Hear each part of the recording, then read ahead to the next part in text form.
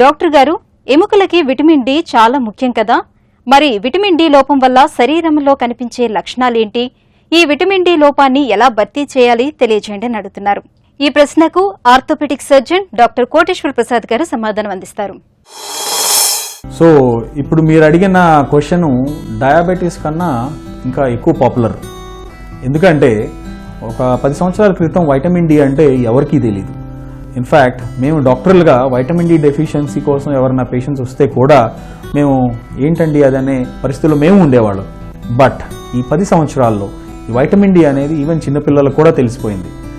అంటే సూర్యోదయం అయ్యే కన్నా ముందే మనం ఆఫీసులకు వెళ్తున్నాం, సూర్యాస్తమయం అయిన తర్వాత మనం ఇళ్లకు వస్తున్నాం. అంటే మనకి అబండెంట్గా అంటే బాగా కావాల్సినంత వైటమిన్ డి అవైలబుల్ ఉన్న సన్లైట్ అంటే సూర్యకిరణాల నుంచి మనం చాలా దూరంగా ఉంటున్నాం. ఇప్పుడు మనం ఎండకి ఎక్స్పోజ్ అవటం, బేసిక్గా బయటకు తిరగటం, ఇవన్నీ చాలా తగ్గిపోయినాయి. సో ఇంప్రూవ్మెంట్ అంటే ఏ విధంగా చెప్పాలంటే కంట్రీస్ డెవలప్ అవుతున్నాయి కానీ కంట్రీలో ఉండే వాళ్ళ హెల్త్ మాత్రం డెవలప్ అవ్వట్లేదు.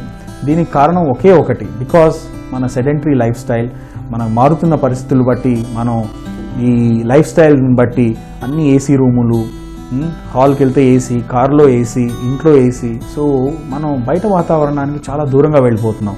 ఎప్పుడైతే మనిషి బయట వాతావరణం ఆర్ నేచర్ నుంచి దూరంగా వెళ్ళిపోతాడో నేచర్ కూడా అట్లానే మన నేచర్లో పార్ట్ అయిన మన మనుషుల పైన కూడా అట్లానే ఎఫెక్ట్ చూపిస్తుంది.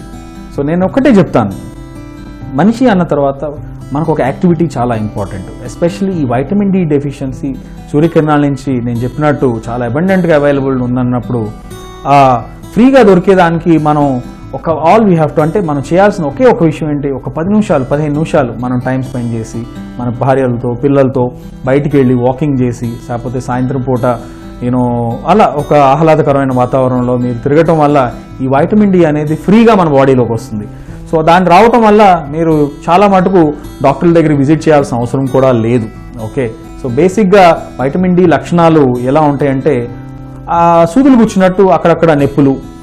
అంటే జనరల్గా మన దగ్గరకు వచ్చే పేషెంట్స్ ఏం చెప్తానంటే, డాక్టర్ గారు నాకు ఇక్కడ నొప్పి ఉంది భుజం పైన, లేకపోతే నడుములో నొప్పి ఉంది, లేకపోతే చేతిలో నొప్పి ఉంది, కాకపోతే నొప్పి ఒక చోట ఉండదు, ఊరంతా తిరుగుతుంది అన్నట్టు, శరీరం అంతా తిరుగుతుంది అనేది, ఇవన్నీ కూడా కామన్గా వచ్చే కంప్లైంట్స్ అనమాట. సో ఈ కామన్ కంప్లైంట్స్ చూస్తే కనుక చాలా మటుకు ఈ వైటమిన్ డి డెఫిషియన్సీ అనేది బేసిక్ రీజన్, అంటే బేసిక్ కారణం. ఈ వైటమిన్ డి డెఫిషియన్సీ ఉన్న వాళ్ళకి అంటే ఈ డాక్టర్ దగ్గరికి అంటే మన దగ్గరికి వచ్చినప్పుడు చేయించాల్సిన కొన్ని పరీక్షలు ఉంటాయి. వైటమిన్ డి డెఫిషియన్సీ ఎంత ఉంది అనేది చెక్ చేయిస్తాము. కాకపోతే ఈ పరీక్షలు అనేవి చాలా ఖరీదైన పరీక్షలు.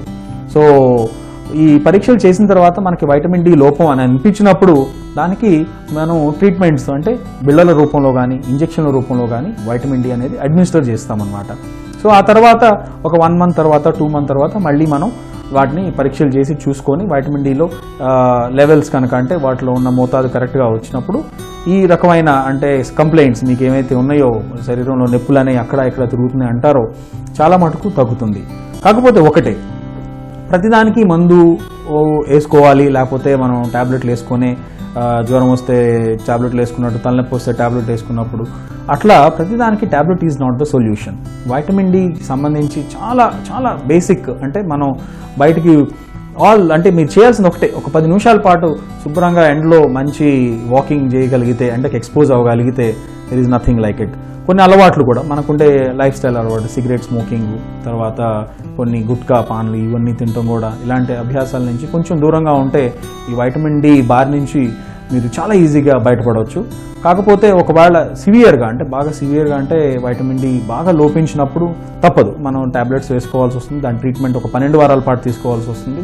వాటిని మేము గైడ్ చేస్తాం, మీకు ఎట్లా మాత్రలు తీసుకోవాలి, ఎట్లా ట్రీట్మెంట్ తీసుకోవాలి, ఆహార పదార్థాల్లో ఏమేమి మార్పులు తెచ్చుకోవాలనేది చేసుకుంటే vitamin D is a very simple ingredient. అంటే మనకి vitamin available abundantly in the nature, మనం దాన్ని తీసుకోవచ్చు.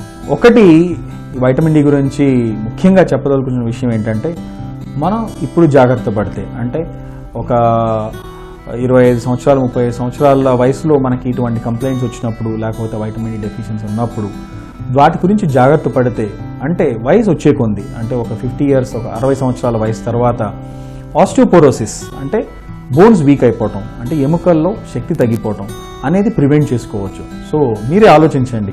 అది మనం ఇప్పుడు జాగ్రత్త పడి జస్ట్ ఎంతో విరివిగా అవైలబుల్ ఉన్న సన్లైట్ని మనం వాడుకొని ఫ్యూచర్లో అంటే వృద్ధాప్యంలో వచ్చే ప్రాబ్లమ్స్ నుంచి దూరంగా ఉండొచ్చా, లేదు మనం మన లైఫ్ స్టైల్ మార్చుకోం, ఇట్లానే ఉండి ఫ్యూచర్లో మనం మాత్రలు వాడదాం, జాయింట్ రీప్లేస్మెంట్ చేయించుకుందాం అనేది మీరే ఆలోచించండి.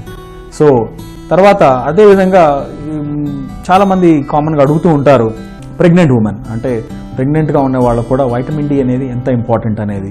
వాళ్ళకు కూడా ఈ టెస్టుల్లో మనకి వైటమిన్ డి డెఫిషియన్సీ ఉన్నదని తెలిస్తే ముందు నుంచి ఈ వైటమిన్ డి ట్రీట్మెంట్ స్టార్ట్ చేయడం వల్ల పుట్టే పిల్లలు కూడా ఆరోగ్యంగా పుడతాం, ప్లస్ తల్లికి బిడ్డకి ఇద్దరికీ కూడా ఎంతో ఆరోగ్యవంతమైన ఇది డెలివరీ ప్రాసెస్ అంటే ప్రసూతి ప్రాసెస్ జరగడానికి చాలా అవకాశాలు ఉంటాయి. Thank you doctor Koteswara Prasad గారు.